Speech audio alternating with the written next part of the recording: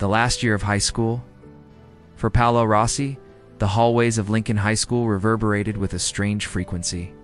The quiet buzz of whispered insults and the crushing weight of 597 pounds. The halls vibrated with the frenzied energy of nearing maturity. But for Paolo Rossi, their resonance was different. Maneuvered through the currents like a solitary submarine, with the moniker Paolo the Planetoid painted invisibly on his back. "Oh my God," she exhaled, her voice pouring with the sweet poison that was oozing from her body. It was not chuckles that erupted, but rather gales of frantic, harsh sound. To a certain extent, the tears had eradicated any last traces of passive acquiescence. Brick walls were the sensation of plateaus. There was a shriek of injuries. Gabriella Moretti's path was not one that was destined for heaven. Glory from high school quickly went away. It was a notice from LinkedIn that she had received a message. Her body fluids became icy. Graduating with a basic business degree was the culmination of a dismal college experience that was fueled by fading popularity. She had a soul-crushing administrative job at a failed marketing agency. When she was 21 years old, the content of her Instagram account, which had previously been carefully manicured to perfection, suddenly seemed to be stale, with forced grins and #blessed messages that sounded empty. It was not with a sense of accomplishment that the memory of the whale prom prank would periodically arise. Rather, it was with the tickle of something unpleasant that she was unable to identify. The interview will take place tomorrow at 3 o'clock in the afternoon in our flagship studio, which is listed below. You should come prepared to talk about how you deal with difficult interpersonal dynamics in your prior experiences that one has. Having prior experience in. A remark is made about the organizing of the event. Phoenix is seeing significant expansion, and we place a high priority on entrepreneurs. The slickness of the glass, the elegance of the steel, the rhythmic thud of the weights, the aroma of perspiration, and the fragrance of struggle. While Gabriella was dressed in her finest interview outfit, she had a horrible sense of dislocation. She was intensely conscious of every lingering gaze from the muscular physiques that were around her. Instead of being led to an office, she was taken to a cutting-edge training floor and shown about, and he was standing there. Remorse, or was it just the worry that she had reached her highest point? He was certain that it was her. Senior prom committee was a landmine that was mentioned in the conversation. Challenging interpersonal dynamics, past experiences, a trap was being set up here. This was not an interview. There was a battle going on between panic and morbid interest, as well as a pressing desire for the work. Phoenix was the place to be in the fitness scene at the moment. Was this an act of retribution or a possibility? Absolutely terrible was the uncertainty. On a Tuesday, when she was reading through LinkedIn in an attempt to find better prospects, she came across a name that completely stopped her in her tracks. Paolo Rossi, the founder and head coach of Phoenix Transformations. She was unable to recognize the person shown in the profile photo. He was chiseled out of stone. Shoulders that were broad dominated the picture, and eyes that were fierce peered into the camera with determination. She felt a chill go down her spine as she read his biography, which described him as having radical transformation, mindset mastery, and redemption through discipline. Who is he? How is it the attractions of pizza and soda were spoken by the ghost of pizza? After exchanging his textbooks for anatomical charts and diet guides, he finally enrolled in kinesiology classes that were offered online. The mental fortitude to meal prep chicken and broccoli for the 1,000th time. To drag himself to the gym at 5 in the morning when every fiber screamed stop was what he found to be the measure of strength. He realized that strength was not simply physical. He didn't only become smaller, he reformed himself. When fat was burned away, thick, strong muscle that had been created via consistent weightlifting was revealed.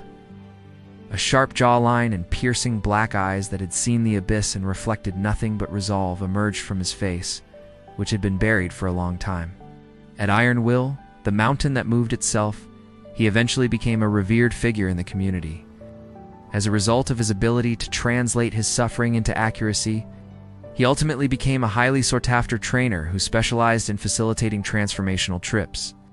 He constructed a life for himself, complete with a chic apartment, a flourishing internet coaching company called Phoenix Transformations, and a deep, hard-won confidence that emanated quiet strength at all times. It was not the past that was forgotten, rather it was the basis. In the ruins, a stony determination that was as hard as diamond emerged. In the midst of their ridicule, he would not only shed few pounds, rather he would recreate himself from the ground up. Iron Will Gym, a Spartan box that is frequented by competitive powerlifters rather than dieters on a fad diet, was the gym that he joined. At the beginning of his first day, he experienced yet another form of humiliation.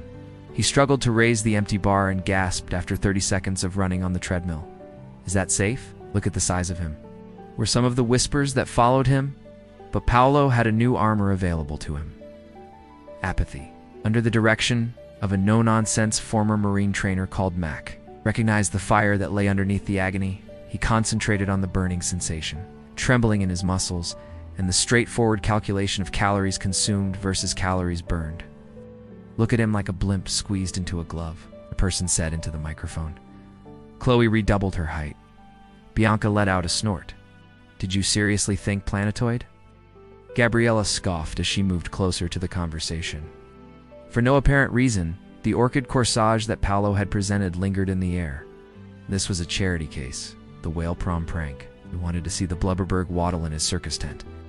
She made a gesture with the corsage. Petal fragments were scattered on the immaculate stairs as it fell. Someone inside cried, "Send pics!" And flashbulbs burst, freezing Paulo's broken countenance, the ugly spectacle of his ill-fitting tux, and the harsh merriment on attractive faces. "Go back to your mom's basement, Paulo. You're disgusting," the person said. The pinch of desk chairs and the sting of averted gazes were the only things that characterized his universe. The driver, whose eyes were set resolutely forward, could not provide any solace. At that time, Paulo did not weep. As he sat in the enveloping darkness, the reverberations of their laughing reverberated louder than the engine, and the taste of humiliation was like ash in his lips. Once he got at his house, he went by his mother, who was perplexed, and shut the door to his bedroom. At that moment, the dam burst. He cried out in a raw, trembling manner for hours, and it seemed as if they were ripping his soul apart. Not only was he turned down, but he was also publicly ridiculed, and his most fervent aspirations were used as fuel for their vicious behavior. His world was tiny, but there is one celebrity who defies all expectations: Gabriella Moretti. She had hair that looked like spun obsidian and laughter that sounded like wind chimes. She was the captain of the dance squad, and she was impenetrable heavenly perfection. Afterward, the prom quake occurred. The improbable occurs in reality. A folded letter smelling slightly of vanilla and ambition was tucked inside Paulo's physics textbook. Suddenly, Paulo emerged, his heart pounding against his ribs like a beast that had been imprisoned. This door was opened. Gabriella, who was dressed in scarlet silk fabric, was standing there. Behind her, her lieutenants, Chloe and Bianca, were already poised with their phones, and they were somewhat concealed by the illumination of the entryway. The message said, "Paulo, would you be my date?" The universe experienced a shift in perspective. A long-dormant bird named Hope began to furiously flit about inside of his chest. He spent weeks organizing what he wanted to wear, which included a classic white extended limousine that had been cleaned to a mirror, shine a bouquet of rare black orchids, and an outrageously costly custom tuxedo that required 3 tailors to work in shifts. In a single beautiful night, he was not the joke, but rather the prince. He saw everything, including her sparkling grin as he came, the jealousy in the audience, and a single flawless night. Gabriella's yard was well maintained when the limo arrived. There was a gap between Gabriella's eyes and her grin, smile that belonged to a predator. It was a quiet fall into hell that was the journey home in the limo. There was another Paulo who was affected by dawn in the crucible. Paulo's change was not linear. Rather, it was a painful symphony that took place over the course of 3 years. During the course of Gabriella's dimming star, 3 years passed. During the evening, Gabriella was idly scrolling through Netflix when her phone rang. It was Paulo Rossi who, regarding the possibility of employment with Phoenix Transformations, Gabriella, your profile crossed my desk in relation to the opportunity for the position of client relations manager at our company. Despite the fact that it is unorthodox, I believe in directly evaluating potential. A. Rossi. Paolo Phoenix, transformations pioneer and founder in Gabriella's lungs. The air was expelled. The revenge chamber. The flagship studio in Phoenix was not a gym. Rather, it was a building dedicated to the process of change. Paolo Rossi was a man of greatness. Not only was he physically intimidating, exuding a controlled force while wearing a plain black sports shirt that clung to defined muscle, but he also exuded an atmosphere of total, unshakable authority. Even though it was free of hostility, it was chillingly devoid of warmth. It traveled readily over the buzz of the gym. "Thank you for coming." The kid with a kind demeanor who had booked a limo had vanished. With this, he reigned supreme in his realm. She could hear the laughing in her memories now, and it was harsh and empty. In front of her was not a young man who was seeking petty retribution. In front of her stood the live, breathing monument that was a tribute to the repercussions of her terrible behavior. There was evidence of his vengeance. It is flourishing, convincing her to see it. Before it had started, the interview was already finished. Paolo had not raised his voice and had not said a single thing that could be considered unkind. The symphony of his stillness, the deafening thunder of his change, and the terrible, unanswerable question that hung in the air of the Phoenix, which was sterile and victorious, were all elements of his wrath. Simply waiting, his stance exuded an unsettling calm that was unsettling to see. His quiet served as the space for the inquiry. The evidence that was presented was his altered physical appearance, made a subtle gesture toward the athletic floor. Although he maintained a low and controlled tone, his voice was able to cut through the background noise like a knife. The words that were not stated hung heavy than any barbell. "You are fundamentally and permanently unqualified." She was left with a crushing weight of comprehension, which replaced the battle that she had been fighting. The purpose of this was not to hire her. There was no intention of publicly humiliating her at all. The vengeance that Paolo Rossi exacted was unquestionably more sophisticated and terrible. The purpose of this meeting was to compel her to stand, completely exposed, in the bright light of his victory, and face the corrupt core of her own nature. She turned around and walked away, her chest tightening as she took a trembling breath that snagged in her chest. A retreat that was not measured in distance, but rather in the huge, uncrossable gap that separated the person she was and the person Paolo had built himself into. Her footfall rang hollowly on the smooth pavement. She did not turn around to look back. Seeing the living monument to her cruelty, which was standing tall and unmovable, already focused on bringing others up, while she went alone into the gloom that she had created for herself, was something that she could not bear to imagine. He had organized this encounter. There was not even a glimmer of success, and there was no terrible gratification. Nothing except a deep and exhausted silence. It was not with shame that he felt the slight stretch lines near his shoulder, which were practically imperceptible. These stretch marks were the only physical relics of the youngster, who weighed 600 pounds. Touched them with a calm appreciation for the trip. The fury that had been the driving force behind his first metamorphosis had long ago dissipated. It had been transformed into something more profound. A profound comprehension of human frailty and the extraordinary capacity of the human spirit to triumph over it. All of Gabriella's tears were now her own personal burden. His plot of vengeance was finished. He had constructed his life in this way. The void that followed her departure was not one of emptiness. Rather, it was one of tranquility. He inhaled deeply, let the fresh air to fill his strong lungs, and then shifted his attention to a client who was having difficulty doing a bench press. His voice was calm and encouraging, and he was prepared to assist in the formation of another phoenix. Finally, the past was reduced to ashes. He had caused her to evaluate herself in comparison to the same principles that his life now exemplified, such as self-control, change, and empathy, and she found herself feeling completely unsatisfied. See that woman over there? Deadlifting 225 pounds? 3 years ago, she weighed over 350. Her husband left her, calling her unlovable baggage. It was the bait, the lure, that would bring her into the heart of his kingdom, where the difference between who he had become and who she remained would be the most apparent and the most terrible.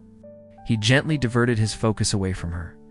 After returning his gaze to Gabriella, he pinned her in place by saying, "That man hitting the speed bag, fired from his job for lacking discipline, nearly drank himself into an early grave. The intention is not to discard, but rather to recognize. Acknowledgement that she had at long last witnessed. With a tone that was more serious and impartial, he stated, "The interview is over, Ms. Moretti." And his voice returned to its original tone. It was not a handshake that he offered. He conveyed no well wishes to her. His glance swept over his domain, his customers stretching their bounds, a tacit indication that her presence was now inconsequential to the continuing symphony of expansion, which was taking place around them. He just switched his focus slightly, his sight wandering over his domain. It was impossible to say anything else other than "I understand." It was impossible for any argument or excuse to break through the defenses of his unspoken triumph.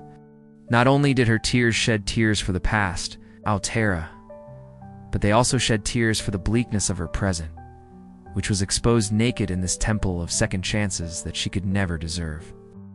Everyone here carries scars, Gabriella, visible or invisible.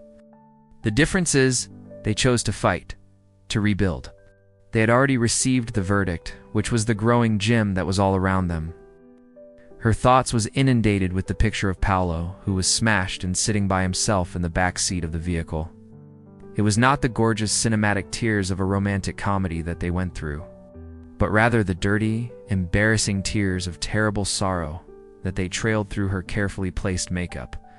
The client relations manager role, he stated, his voice devoid of any inflection that could be mistaken for hope or malice, requires someone who understands the depth of human fragility, someone who can sit with raw pain, not exploit it, someone who builds bridges, not burns them for a cheap laugh. He paused, allowing the implication to sink in. The role requires someone who can sit with raw pain, based solely on your demonstrated past experience with handling vulnerability and betrayal. She spat out, "I was horrible," as the words scraped against the torn tissue in her throat. What I did, it was cruel. It was monstrous." She ventured to look up, and when she did so, she flinched in response to the complete lack of compassion that was there in his stare. "I don't expect you to forgive me. I wouldn't." This was not a case of public humiliation or yelling obscenities at someone. Her inquiry to Paolo lingered in the air, and it was more pointed than any remark she had ever made. How would you handle someone who felt publicly humiliated? The black, steadfast eyes that he had were not filled with the rage that she had anticipated, but rather with a terrible frozen calm that saw everything. Her lips were dripping with denial as she said, "Paolo, I don't know what. What could she possibly say? Is it simply a joke? Or what?" The image of his face as it appeared on her porch, the black orchids that were strewn about, and the sound of her own laughing were all enhanced in her imagination at this moment, making it seem hideous and hollow. The whale prom was no longer a joke. Rather, it had become a fundamental flaw in the system. She was unable to meet any of his gaze. Under the intense scrutiny of his presence, the meticulously crafted picture of her existence, which included the Instagram filters and the empty words that included the hashtag blessed, disintegrated. Not only was he effective, but he was also a living, breathing condemnation of her brutal behavior. He was a monument to resiliency. Betrayed, this was the case. A presence that is both quiet and beautiful. She was the spark that lit the fire that led to his unmistakable success. This power dynamic was not only inverted, rather, it was completely eradicated. It was not his fury that compelled her to face the rotten heart of her previous acts.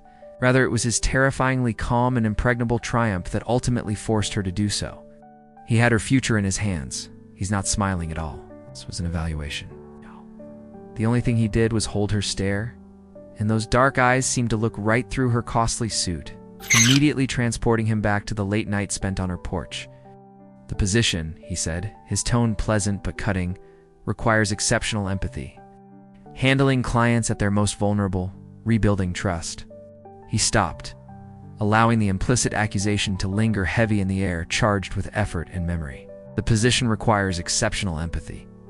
Tell me, Gabriella, based on your past experiences, how would you handle someone who felt publicly humiliated?"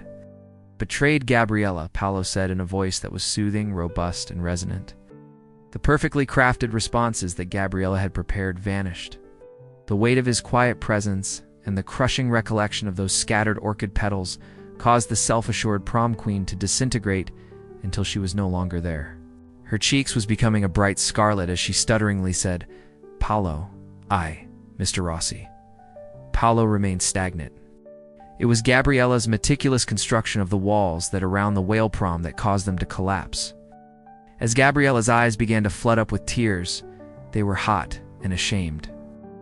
The quiet that existed between them was not devoid of sound. Rather, it was a crushing vacuum that was filled with the rhythmic thud of weights, the groans of exertion, and the resounding echo of Gabriella's own humiliation.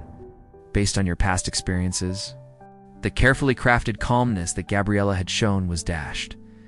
It seemed as if the pricey clothing was made of sackcloth. There was a little slant to the smooth floor. The sound of her voice was barely discernible above the clang of a fallen barbell, and she spoke the word "I."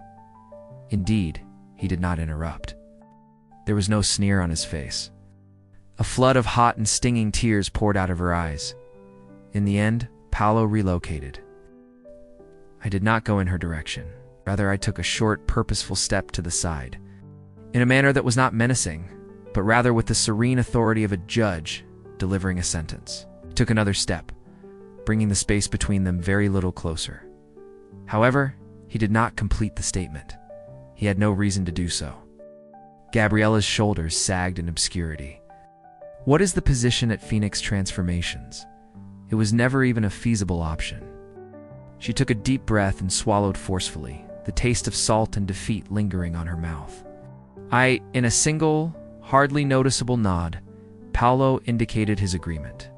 Gabriella remained still for a few moments longer, a mannequin that had been abandoned in the midst of the thriving landscape of resilience. The look on Paolo's face was obscured as he watched her go,